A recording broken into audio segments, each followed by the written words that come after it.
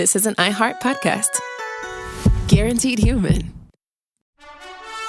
Friday. Kick off the Winter Olympics in style with the opening ceremony from Italy, featuring a special performance by Mariah Carey. Celebrate the greatest athletes from around the globe as they come together to go for gold. Lindsey Vonn, sensational! The opening ceremony of the Winter Olympics. Ilya Malinin. Redefining the sport. Friday at 8 Eastern, 7 Central on NBC and Peacock.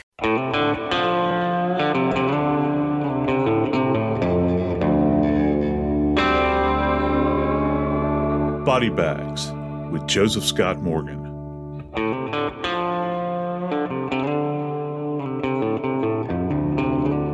It's hard for me at this point in my life to remember what being 16 was like, or 17. Your life is caught up in all these things that you, at that point in time, believe are so important, and they are in your little world, football and trying to make good grades and having to take college entrance exams and all that sort of thing. I remember feeling a stress during that period of time in my life that I had never felt before up to that point, I think.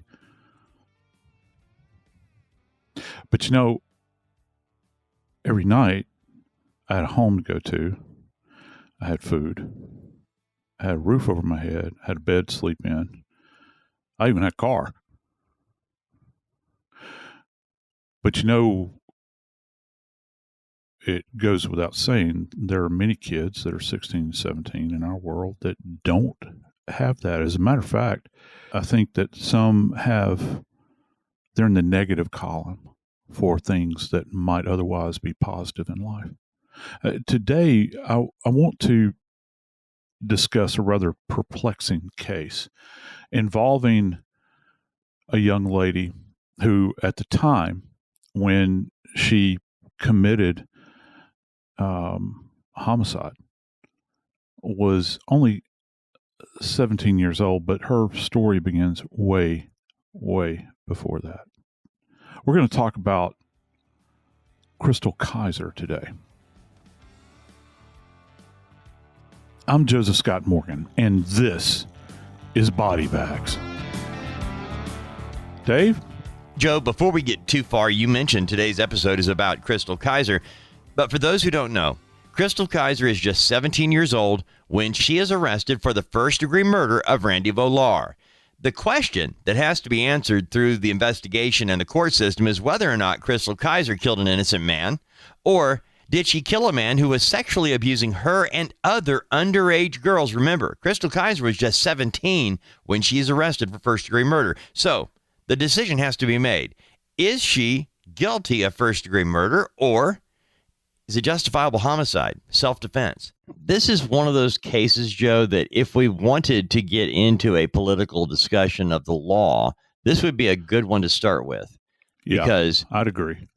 In this particular case, Chrystul Kizer was underage when she was being sexually abused by Randy Volar.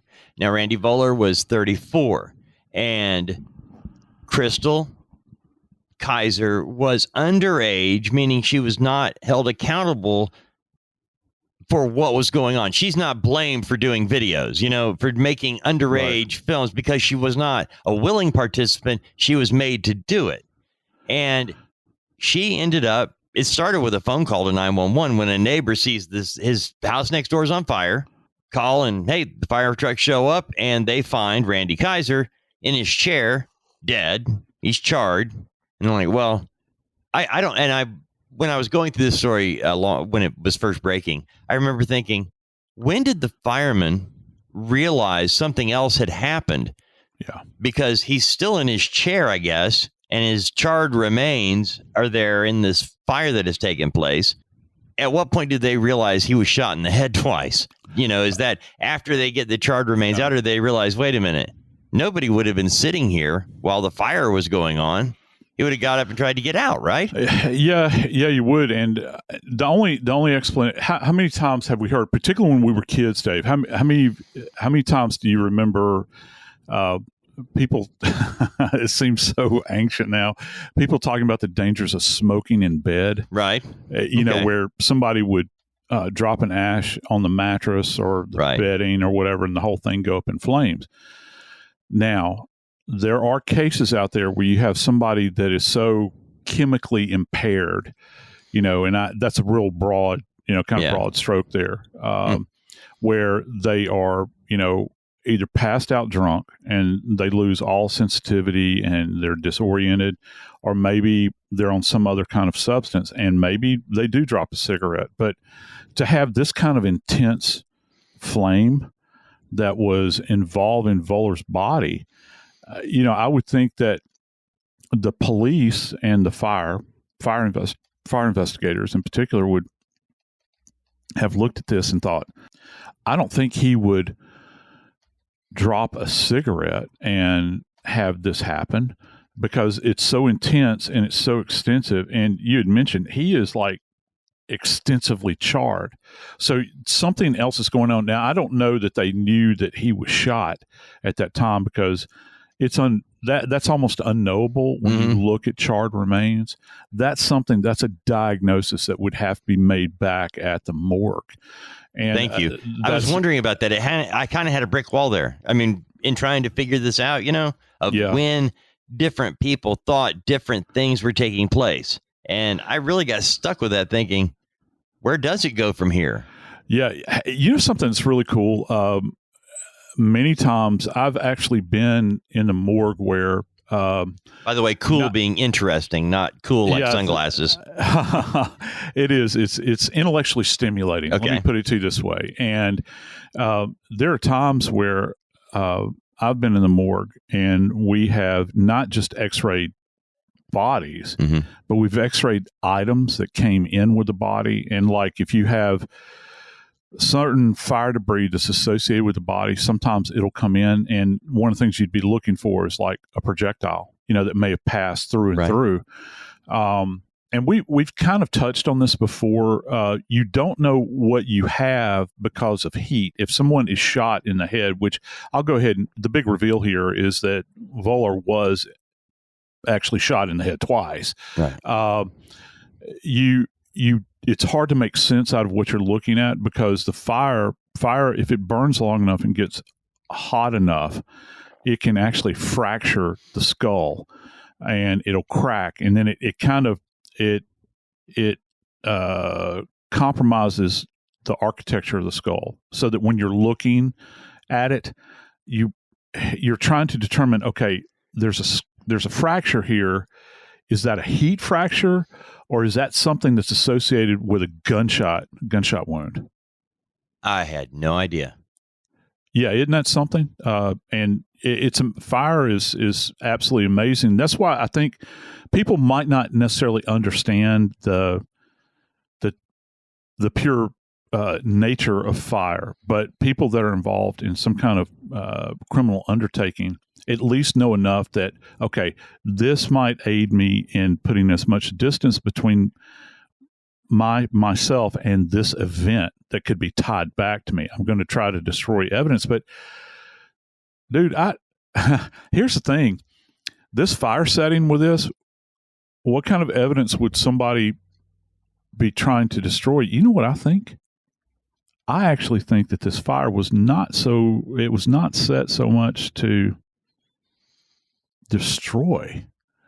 I think this fire was set out of just pure anger, Dave. That's what I think. It's like just kind of a post-mortem destruction. Like if you have somebody that is perhaps being abused over a protracted period of time, being made to do all kinds of unthinkable things, it's not sufficient. And you look through the eyes of the victim, it's not sufficient for me to shoot them. I'm going to eradicate them. And many people don't look at fire that way, I think. And sometimes I think that might be the case. I think it's the case in Volar's death, Dave. You know, it's pretty amazing. I had no idea that my limited ability to understand what fire does to a body comes from TV shows or movies. And when I think about fire in particular and a body, I think about in the TV show Breaking Bad, when it's toward the end of the series when they blow up the meth lab, the big one, and there were 2 bodies found, and they were talking about, can we get an identity by using teeth or whatever, and they explained, well, when a fire reaches a certain heat, the teeth pop like popcorn. The shatter. And so to me, I listened to that and thought, is that true? It is. However, in order for that to occur, Hollywood would have us believe, in their interpretation of forensics, that this is something that you put fire to it, it's going to burst.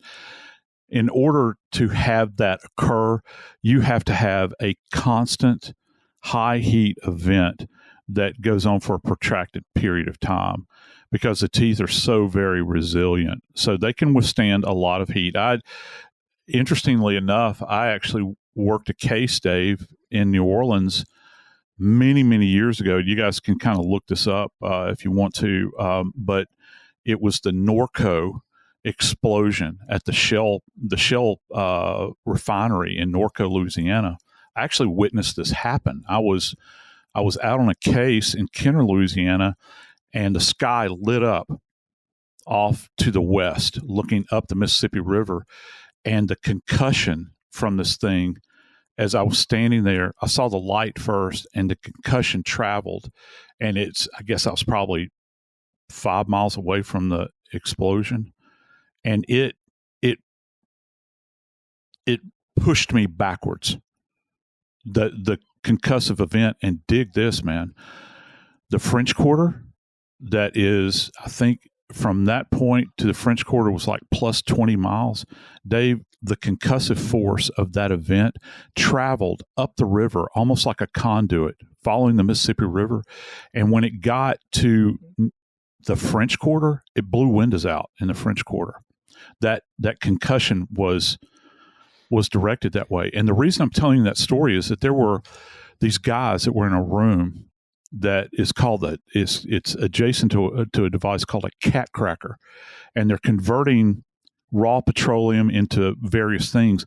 This thing, Dave, exploded, and for a moment, someone said that the temperature of the room was almost as intense as the sun. We found one tooth. One. It was that hot, and that tooth survived. And so we had to go on the idea that this is merely a presumptive ID of all of these fellows that died in this room. Foundations of homes were cracked, right? And that's that explosive event that involved fire and intense heat. So yeah, it takes a lot to render a body down. Again, I go back to my supposition in this particular case, where this wasn't merely her, this young girl wanting to kill him. I think, Dave, this was an attempt to rid the world of a villain.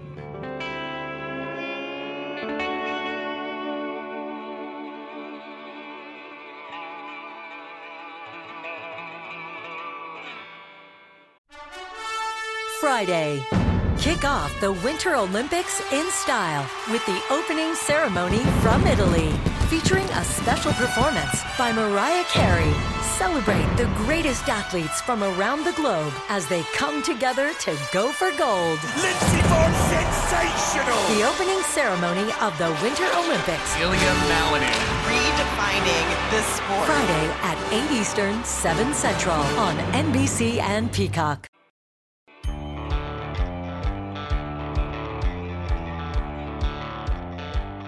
So Chrystul Kizer, look, she's a kid.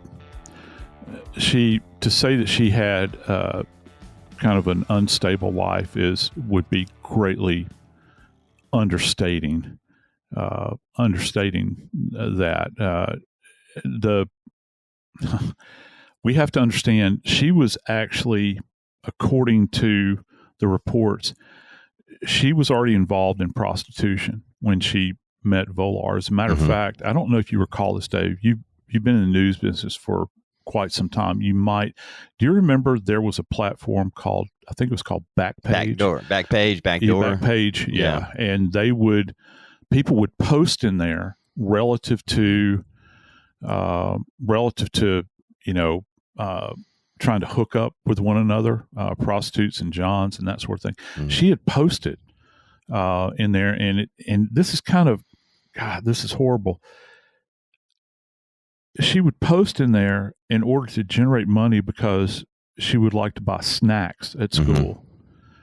How horrible is that? I mean, just you and I have kids, man, and you think about where do you get to in this world where your child is having to do this, to engage in this behavior.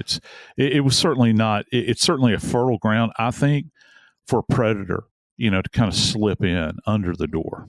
Well, it's where when you look at sex predators going after young girls, they go after the girls that don't have the family infrastructure and the financial tools that are needed for young people to feel secure and have those things that other teens have.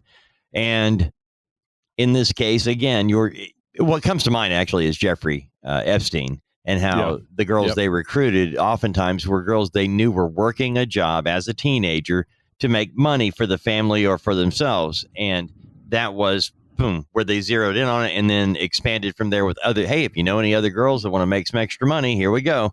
And I don't know Randy Volar and what he did other than what we have from police reports. But, and again, I mentioned this a little while ago, this is something that we could do multiple shows on, about the blame and responsibility when it comes to a man, 34 years old, who actually is sexually abusing a girl who he knows to be underage because that's his own jollies. And now we're charging her with reacting by being fed up with how she's been treated. And I think so many times when you find out a female has been working prostitution, immediately there is a lack of coverage. It immediately stops. All of a sudden, they're no longer a victim. And it's one of those sad realities that we have to face as people to say wrong is still wrong. And a 34-year-old man taking advantage sexually of teens is not legal in any stretch of the imagination, whether you're paying for it or not, whether they're advertising it or not. Well, I'm glad that you tagged that as plural, because as it turns out, there were multiple teen girls that he was involved with over this period of time. And he, lots of times many times predators have a type, right? He was going after vulnerable African-American teens, girls. That's what he was doing. And that was the type that he was looking for. And look, hey, this is the thing about it. The police actually validated all this. Did you know that they had shown up at his home and found evidence of these behaviors, including videography? Yes. He had put a lot of the stuff on tape. As a matter of fact, there were actually filmed events involving Chrystul in here. Can you imagine? And again, I go back to, the speculation about how this was an attempt to destroy him. Look, if the humiliation couldn't be any worse, it suddenly gets worse, because now she's got it traveling around in her brain. I'm sure that, okay, not only am I engaging in behavior like this with this man who I think that she said she just got tired of him putting his hands on her. Now it's documented on videotape it's out there, and I'm dating myself by saying videotape, but that it's out there, that it has, these acts have been recorded. Dave, she's only 16, man. Right. That's the thing. And I'm glad you said she was 16 and younger when these things were being done. She's 17 at the time. 15. I think it goes back to when it's been going on for a while. Yeah. And the thing is, okay, so she's 17 when she finally, shoots him twice in the head, sets the place on fire, steals his BMW and laptop and takes off down the road. Now, I want to just point something out here. No matter what happens next, when she is arrested and charged, the prosecutor said, there's no doubt Randy Volar sexually assaulted Kizer and other girls. They've got the tapes. Then they actually said videotapes. That's why I want to say you were not really dating yourself, because they said they seized videotapes that show some of the assaults, according to the court documents that we were able to pull. And it happened when Kizer was 17 and younger. So I'm looking at this and saying, okay, so we've got a 34-year-old who was raping teenage girls. One of the teenage girls has her fill of it. Now, regardless of what she did or didn't do, she's too young to make that decision. Yes, she is. So how is it possible when she's a victim for the charges to now be brought? Because they are. And we'll get into that in a minute. But that's the quag here, is this case. And that's why I said legally, politically, they're all involved here. But ultimately you have, and you mentioned the type. Randy Volar had a specific type. And they're actually, they being the politicians and legal people involved in this case, debating whether or not Randy Volar trafficked. That's it. Yeah, Chrystul because there were, there was actually, where this took place, up in Wisconsin, there was a law that had been passed in the mid 2000s that stated it had to do with trafficking of underage persons, and the idea that pretty much if you were trafficked, that there was kind of this blanket understanding by virtue of that decision that was done in 2008. 2008, yeah, and that it was to protect them. Nothing was off the table relative to that individual defending themselves or striking out. The 2008 law shields trafficking victims from being punished for crimes committed as a direct result of having been trafficked. Now, under Wisconsin law, any use of children in the commercial sex industry is defined as trafficking.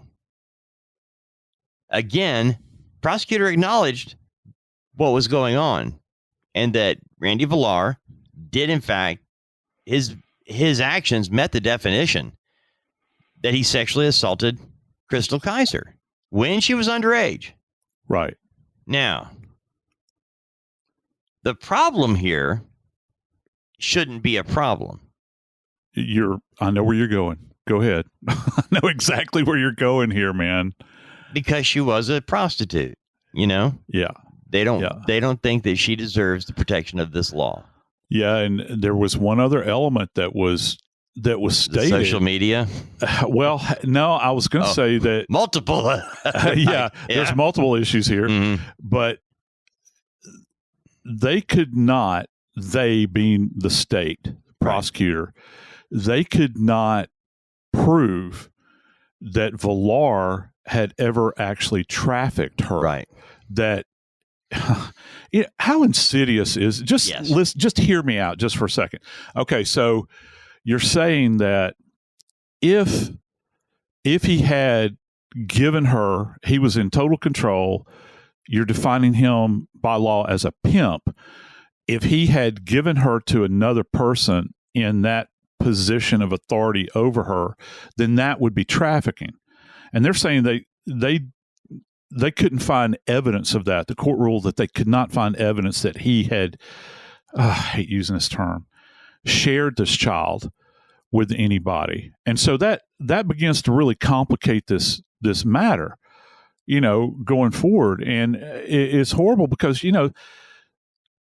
Brother Dave, they took her, they arrested this child, Yeah. and she was cooling her heels in jail for 2 years, man. Right. 2 years in the wake of this event. I think that they're kind of scratching their head trying to figure out, what the heck do we What do are we now? going to do? Because, it got, all right, she did an article. Chrystul Kizer did an interview with the Washington Post. And the Washington Post, she said she was sorry, knew that what she had been doing was wrong. Sorry that a lot of things happened, but still, you're dealing with the victim here. The victim is an underage girl who had been, whether or not it was, just realize a 34-year-old man was sexually assaulting an underage girl as a regular day-to-day operation for him. Yep. And she had her fill and killed him. And according to the law that we were talking about, she fits the profile for that law. That's what, her actions were brought on by his actions abusing her. So to get down to the nitty gritty and say, well, he didn't actually take her to another man and sell her into sexual servitude, so he wasn't trafficking her, is what they were really getting down to, the nitty gritty. And this is where I say, look, guys, either she was underage or she wasn't. If she's underage and he sexually assaulted her, she's in that zone, and you have to protect that. Yeah, I think my curiosity is piqued here from the perspective of, okay, maybe, just maybe, that after these acts are documented, you have videography of these acts being documented. I think my big question, and this is more of probably a Nancy Grace question, right, but I'm going to throw it out there. If you take that documentation, which there's a big tie back here forensically, because literally you're documenting the events electronically. Right. At that point in time, these have evidentiary value, where you're going to examine them. You're looking for timestamps. You're looking for the acts. You're looking for anybody else that might appear on screen. And then not to mention the behaviors that he engaged with. Is he assaulting? I mean, is he punching her while he's doing this to her? I think my thing, Dave, is this. Did he take any of this, I don't know, I guess we could call it media. Is it media? Yeah. And share it with other people? Does that qualify as trafficking? Wow. You know what I'm saying? Yeah. But I do know this. I know this. It's important to understand, I think, how deep this ran. And in this case, in Chrystul's case, I think it's important to remember that, for lack of a better term, Chrystul documented her, air quotes here, her crime. And the forensics bear this out. The court had a critical decision to make, even when presented with a mountain of evidence.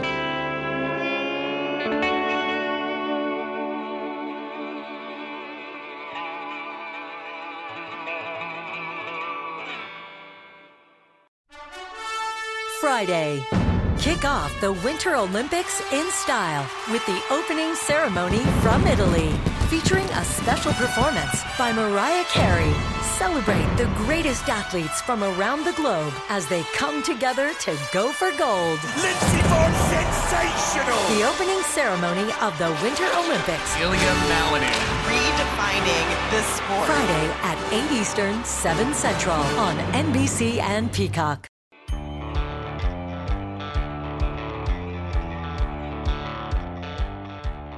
All that remains.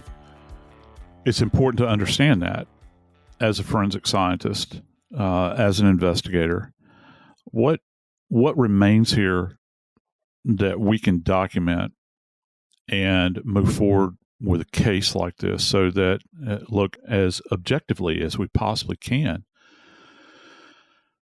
give a through line in this entire case. What is it that, because, as an investigator, Dave, you're bound by the laws that exist.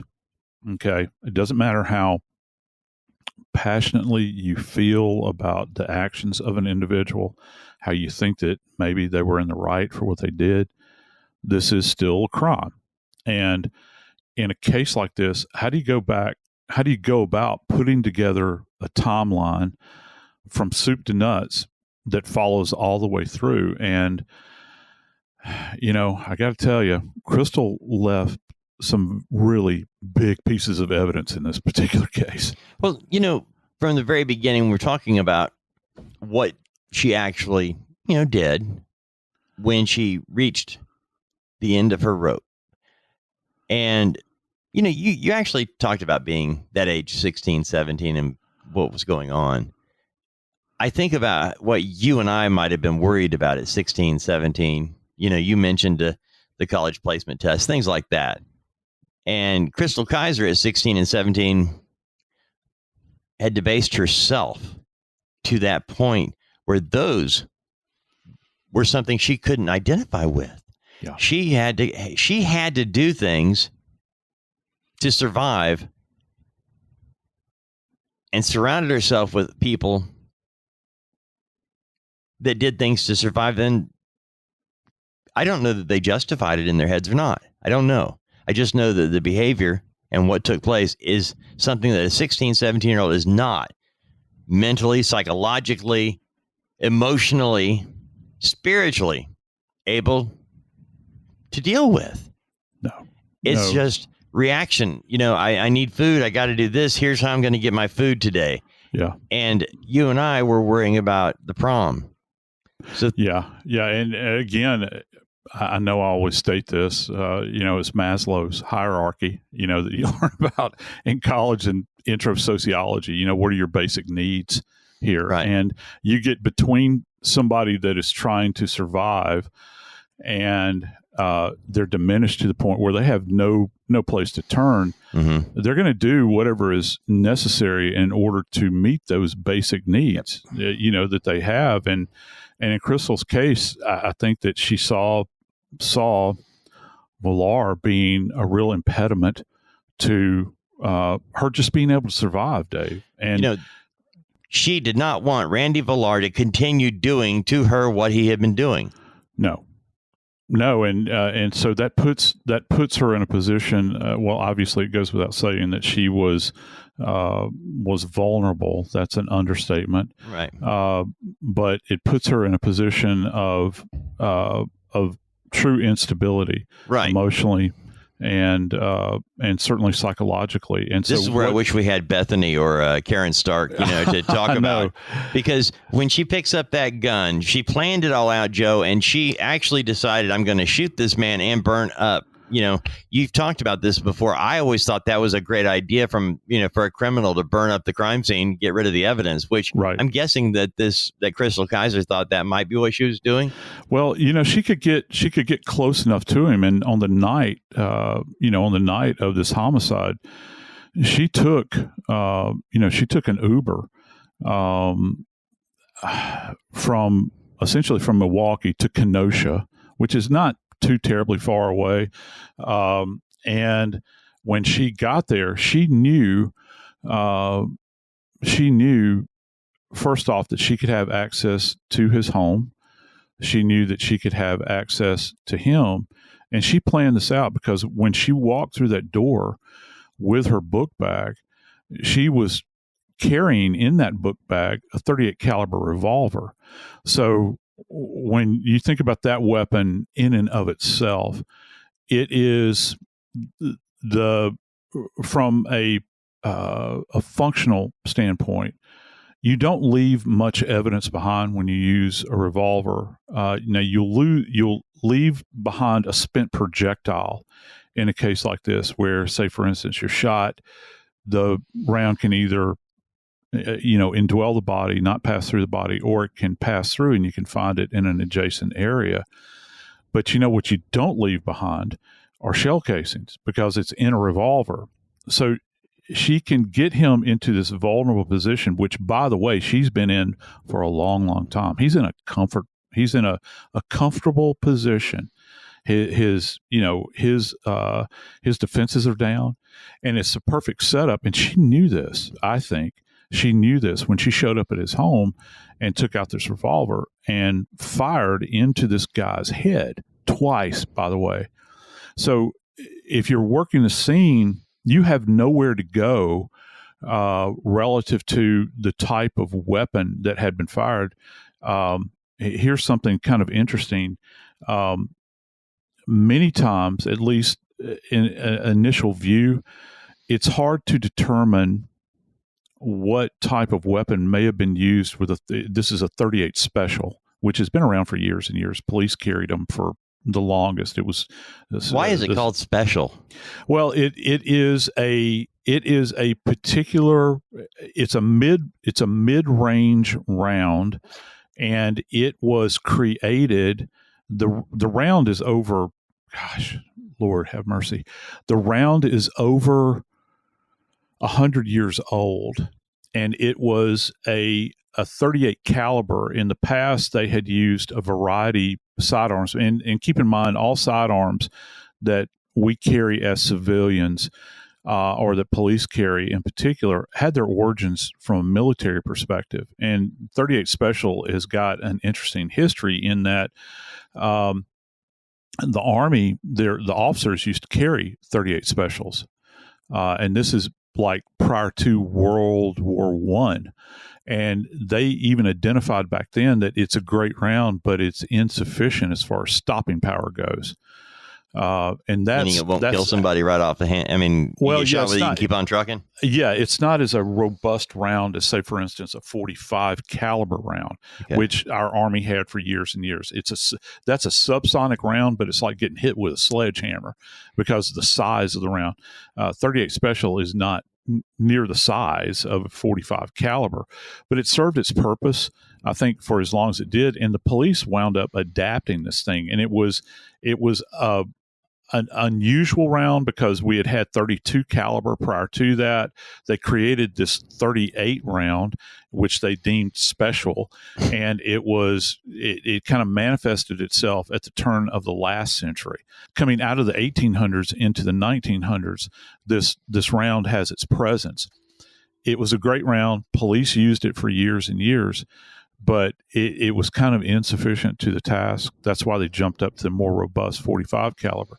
But Chrystul shot him twice in the head with that, right? Yeah, and you're at close range. Can you determine where it went? I mean, even though his body has been charred and is unrecognizable, you can still get in there forensically and figure out what happened. Yeah, you can. And keep in mind, I use the term asymmetry many times, Dave, when we're talking about cases relative to particularly, and this would be classified as an execution, traditionally. And I'm not talking about like a state-sponsored execution. I'm talking about an execution-style killing. Most people think that it's in the back of the head. And traditionally, you see that in movies where people on their knees are shot in the back of the head. You can have an execution-style event that is fired in any direction or any let's see, how can I frame this? With the physical presence of the shooter, they can fire from any position, and it would be in close proximity to the body. And if you're in a dominant position, where asymmetry comes in, it's an execution style event. And so, yeah, we can make that determination even if the skull is still relatively intact. We can look for things like, and here's what we look for with gunshot wounds. You look for directionality. That is, does it go from left to right, right to left? We also look for the trajectory of the round. Is it going from below to above? Is it going from above to below? And then we can look at angles that come in. So you can actually, you cannot necessarily say a perpetrator is standing in an exact position, but you can approximate that position relative to the target. So when she's firing, she would be firing from, because we know that he's seated in a chair, from above to below. She does it twice, okay? Which means, I think, for instance, and this is getting off into the realm of psychology, but you fire twice. It's not like she fired once and then fled. Right. She fired twice, Dave. She fired twice, perhaps to guarantee that he was, in fact, deceased and she scored headshots with both of these. It's not like they were randomly fired into center mass in his chest or anything like that. She's firing into this guy's head. So Did you find any stippling? It would be difficult in a case like this, and particularly with charring, because charring looks very similar with gunshot residue deposition. Now, if you place it to somebody's head and the head is still protected by a layer of skin, if it's what we call a press contact or a hard contact, do you know that when you fire into somebody's head and it's pressing against the skin, it's almost like a tight seal? Do you know there won't be any gunpowder residue or stippling on the scalp? It's all literally injected into that space between the scalp and the skull. And if you don't believe me, people that are listening to me, take the head of your hair and pull it like this, and you can feel your scalp separate from your skull. And so it's almost like blowing hot air into a balloon. It makes it swell. And I don't think that people appreciate how intense heat is coming out of the barrel of a gun. If you've ever seen a weapon fired at night, there's like a little spit of flame that comes out. So freaked me out the first time I saw that, by the way. Yeah, I know. I had no idea. The Army, we used to do a thing called a Mad Minute, and it was done at night. This is an old guy speaking, right? Where if you went to the range, you'd have to burn up all of your ammunition. You couldn't turn it back in. And so if you're laid on a firing line and it's at night, it's very impressive. All these weapons are going off at one time. You got tracers going down range, but you can see these spits of flame coming out of the muzzle of a weapon. And when I try to teach my students this, there's so much going on. It's not just a projectile coming out of the barrel. It's any debris that's in there. It's the heat. It's all of the associated elements that come that are generated as a result of this high intense chemical reaction where this round is exploding. And so you can determine relative position of a shooter in this case. And I find it very interesting, Dave, that she shot him twice. The trick here, though, I think, is understanding what was done afterwards when you begin to consider the fact that he was, in fact, set on fire. And again, it goes back to this idea that this is an attempt to literally destroy, eradicate a predator that's in her life, and kind of peel that back to the point where there is nothing left of him at all. And I'm sure, I don't know, I guess I'm projecting here. I'm sure that there was fear on her part, but can you, I don't know, Dave, I'm taking a wild stab at this. Can you imagine that maybe just for a second there was a level of relief, as horrible as that is, that, this person is dead that has allegedly been doing all of this stuff to her for years, and she had no way to escape. And that's the other part. When you talk about escape, dude, she took his BMW, man. And just think about the connotation here. When we talk about BMW, most of the time you think about somebody that has some money. They're buying a German-built vehicle, right? And you've got this child who's living hand to mouth, that's having to prostitute herself on Backpage, and she gets connected to this guy. I would imagine, just at least for a moment after she set this guy on fire in his own home, she goes out, she knows where his keys are, she gets in the vehicle, she knows that her fingerprints are going to be all over this vehicle. She has to. She's thought about this a lot. Yeah. And not to mention, Dave, she's documenting this electronically as well, isn't she? She was using social media, Joe, and she made a number of comments, publicly and privately, text messages. And, when I was looking over some of what she did, after shooting him twice in the head, I think sense of relief is dead on.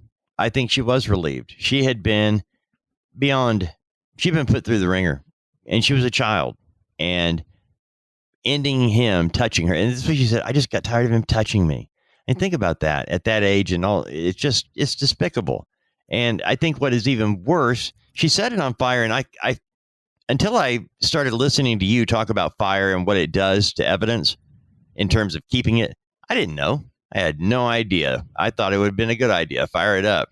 In her case, I don't think she had any idea that she wasn't going to be caught.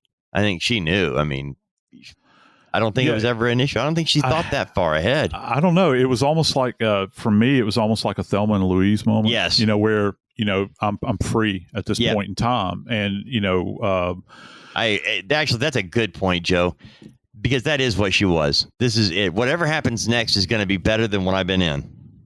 Yeah. It can't, you wouldn't think that it could get more deplorable. And at least at this point in time, I'm free of these shackles.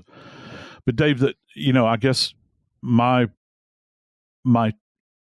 rationale behind wanting to talk about this case today is that this child, and she's no longer a child, she's, in her 20s now. 23.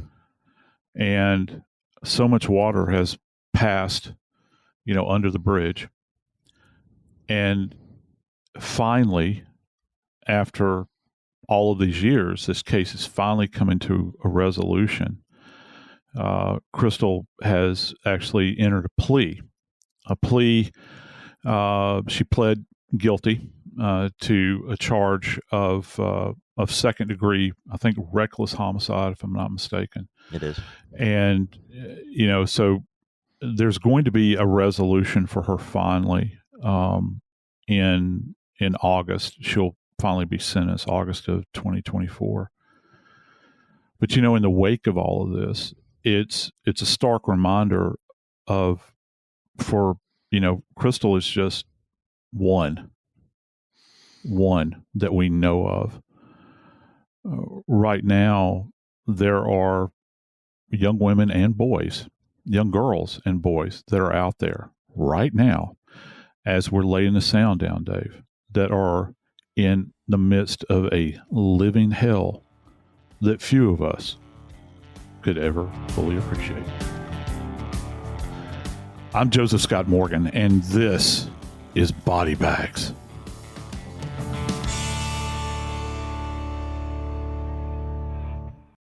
This February, Aldous Hodge returns as Alex Cross, your favorite detective on television, for Season 2 of the hit show Cross, premiering February 11th exclusively on Prime Video. Fresh off his capture of the infamous serial killer The Fanboy, Cross teams up with the FBI to hunt down a vigilante serial killer targeting corrupt billionaires. As the case unfolds, Cross navigates a moral crossroads where the lines between justice and vengeance are blurred. Catch Season 2 of Cross, with new episodes dropping weekly starting February 11th, only on Prime Video. This is an iHeart podcast. Guaranteed Human.